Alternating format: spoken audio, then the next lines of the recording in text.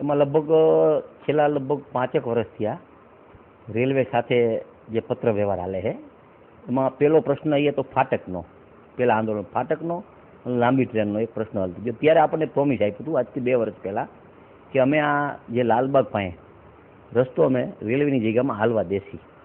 એટલે આપણે એમના પ્રોમિસના આધારે આપણે સરકારમાંથી પૈસા મંજૂર કર્યા 35 લાખ રૂપિયા. અત્યારે ટ્રાફિકની સમસ્યા બહુ જ મોરબીમાં વાહન વધ્યા અને મેજોરિટી સમાકાંઠે બધા બિઝનેસ છે, તો સાઈડમાં પેરેલ રોડ બનાવવા માટેની એમને આપણને પ્રોમિસ આપ્યું હતું. પ્રોમિસના આધારે આપણે 35 લાખ રૂપિયા મંજૂર કર્યા છેલ્લા 1 વર્ષ થયા અને એ રેલવે કામ નથી કરવા દેતી.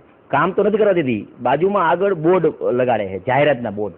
અહીંયાથી જે માણસ હાલે એને પણ ન હાલવા દેવા, એ ટાઈપનું વર્તન કરે છે. કાગળના આધારે ખૂબ જ થાયકા પછી અમે નક્કી કર્યું 10 તારીખે રેલ રોકો આંદોલન અમારે કરવું. ટાઈમ હવે આજે અમારા બધા પાર્ટીના તમામ આગેવાનો, ભારતીય જનતા પાર્ટીના તમામ સંસ્થાના સાંજે 5 વાગે બેસી અને કઈ રીતે ટાઈમ નક્કી કરી એ હજી નક્કી નથી કર્યું, પણ એ ટાઈમ એ રીતે આગળ વધશે તો અમે કરી નાખીએ રોડ. દેખીતી વાત છે, પહેલાં અમે આંદોલન કરી, આંદોલનથી ન અમે કરે તો અમે રોડ કરી નાખીએ. કરવું તો પડશે ને. અંતે ટ્રાફિકની સમસ્યા હલ કરવા માટે ટ્રાફિક શું કામ થાય છે? રેલવેના ફાટક હિસાબે થાય છે. તો રેલવેના ફાટકના હિસાબે ટ્રાફિક થતી હોય તો રેલવેને સમજીને અમને જગ્યા આપી દેવી પડે. તો નીચેથી જે નાના વાહન હાલે એ સીધા આમ નીકળી જાય. ફાટકના બંધના હિસાબે આમ લાંબી લાઈન હોય ત્યાંથી આમ પસાર ન થઈ શકે, એના માટેનો રસ્તો.